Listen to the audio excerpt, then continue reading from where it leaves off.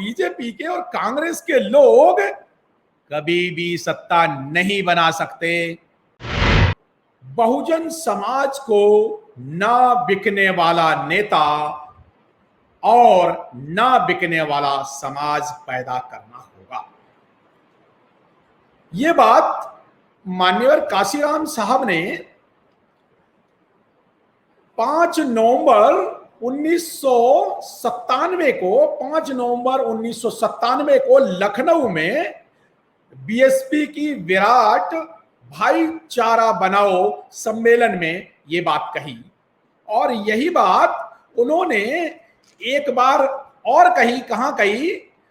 25 नवंबर 1997 को सोनीपत हरियाणा में भी उन्होंने यही कहा, ना हमें ना बिकने वाला बहुजन समाज पैदा करना होगा। साथियों, मान्यवर काशीराम साहब ने यह बात ना बिकने वाला समाज और ना बिकने वाला नेता पैदा करने की अपील बीएसपी के कार्यकर्ताओं से लाखों लोगों के बीच में कही। कहां? बेगत हजरत महल पार्क में लखनऊ में कही। क्यों कही? प्रश्न ये उठता है कि क्यों कही ना बिकने वाला समाज और ना बिकने वाला नेता? कब कही? मैंने बता दिया, 1997 में। कहां कही? लखनऊ और सोनीपत में। लखनऊ में 5 नवंबर को और सोनीपत में अगले जो 25 नवंबर को भी ये बात कही। क्यों कही? ये महत्वपूर्ण बात है।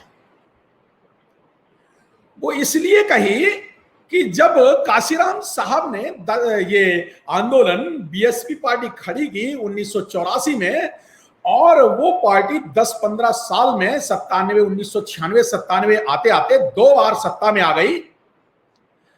एक बार सरकार 1995 में बनी, वो बनी 4.5 महीने की, और उसके बाद दोबारा बन गई 6 महीने की 1997 में।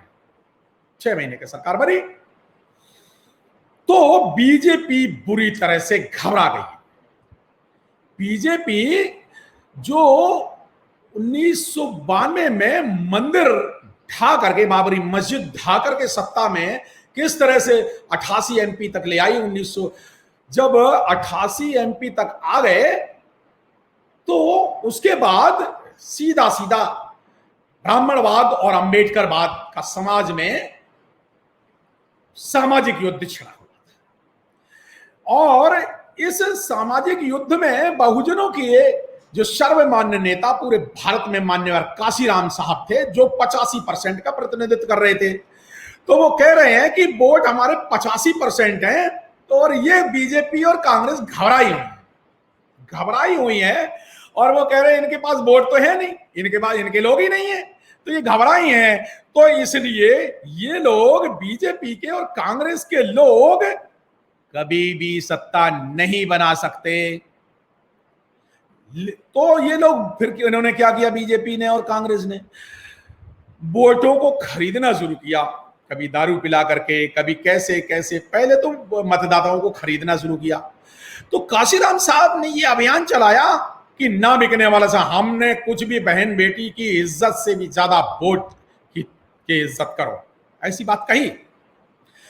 उन्होंने कहा कि वोट हमारा, राज तुम्हारा, नहीं चलेगा, नहीं चलेगा। तो फिर क्या हुआ? उत्तर प्रदेश जब सरकार बनने लगी, सबसे बड़े, भारत के सबसे बड़े प्रांत में सरकार बनी, तो बीजेपी घबराई। तो वो फिर उन्होंने नई रणनीति बनाई। नई रणनीति क्या? कि अब वो बीएसपी के एमएलए और एमपी खरीदने लगे। बहुजन समाज के करोड़ों लोगों को खरीद नहीं सके, क्योंकि उन्होंने, मान्यवर काशीराम साहब ने ना बिकने वाला समाज पैदा कर दिया। तब वो कहते हैं हमें ना बिकने वाला समाज और ना बिकने वाला नेता पैदा करना होगा। क्यों कहा था वो मैंने आपको परिदृश्य बताया।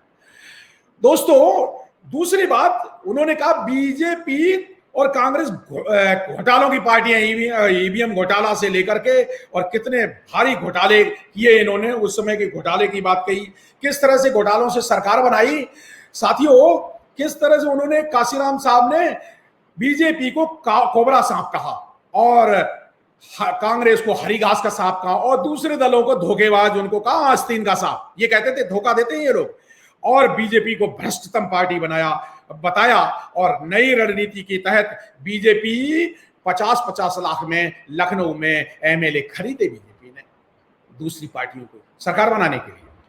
ये नरसिम्हा राव ने भी उस समय 40-50 लाख से जब एमपी खरीदे तो नरसिम्हा राव पे केस चला, कोर्ट केस चल रहा है और माननीय जगजीवन राम साहब ने कहा कि बीजेपी पे के जब खरीदते हैं तो लखनऊ में खरीदे एमएलए एमपी, जो एमएलए खरीदे तो सुप्रीम कोर्ट और हाई कोर्ट दोनों चुप क्यों हैं? जब कांग्रेस की नरसिम्हा राव पे मुकदमा चल सकता तो इन पे क्यों नहीं चल सकता? वो कहते हैं हमारी देखो ईमानदार पार्टी है बीएसपी, अंबेडकर पार्क बनाया तो कुछ बीजेपी के लोगों ने कहा नहीं उसमें भी भ्रष्टाचार हुआ है। तो काशीराम साहब कहते हैं लखनऊ के हजरतगंज पार्क में कि कहते हैं अंबेडकर स्मारक हमारे लिए मंदिर है, अंबेडकर स्मारक हमारे लिए मंदिर है और अगर कोई घटिया सामग्री लगाई है तो बीजेपी सरकार उसकी जांच कराए। भाई उस समय बीजेपी की सरकार चल रही थी, कहता आप जांच करा लो ना, और अगर कोई नेता या कर्मचारी भ्रष्ट पाए जाए उसकी जांच कर लो। काशीराम साहब ने कहा कि बीजेपी के लोगों सुन लो, तुमने चंद घंटों में मस्जिद गिरा तो दी है लेकिन मंदिर चंद घंटों में नहीं बना पाओगे, ये तुम्हें समझना चाहिए। मान्यवर साहब ने कहा कि 88 में बीजेपी के 2 एमपी थे और देखो किस तरह से 1982 में 2 एमपी है और 88 में कितने 88 तक पहुंच गए और देखो आगे बढ़ बढ़ के ये 120 तक पहुंच गए, इधर उधर से खरीद करके 160 तक ले जाएंगे और बाद में अपनी सरकार बचा लेंगे। उन्होंने बहुजनों से कहा, किनसे कहा? जनता से कहा कि 100 सुनार की और 1 लोहार, 100 सुनार की 1 लोहार की, अरे तुम एक चोट करो ना, एक वोट से डाल दो, ये अपने सुनार के करोड़ों रुपए लिए फिरेंगे, ये आपको खरीद नहीं पाएंगे। इसलिए उन्होंने कहा कि अगर बहुजन समाज ना बिकने वाला समाज बने और तो वह ना बिकने वाला नेता तैयार कर सकता है और पूरे भारत की बागडोर अपने हाथ में ले सकता है। बहुजन भाइयों, अब बहुजनों ने अपना वोट बेचना बंद कर दिया है। जब बंद कर दिया है तो फिर क्या हुआ? ये बहुजनों के नेताओं को खरीद करके अपनी सरकार बनाने की कोशिश करेंगे। दोस्तों, उन्होंने हरियाणा में सोनीपत में एक दुख भी प्रकट किया कि 15 साल तक बीएसपी ने काम किया, या बीएसपी के एक कार्यकर्ता या हरियाणा में तो एक भी एमएलए नहीं बना पाए, जबकि उत्तर प्रदेश हमने 2 बार सरकार बना दी, जबकि मध्य प्रदेश में कितना हम आगे मूवमेंट निकल गए। हरियाणा वालों थोड़ा काम करो, चाहे भी अकेला मत करो, कुछ काम भी करो।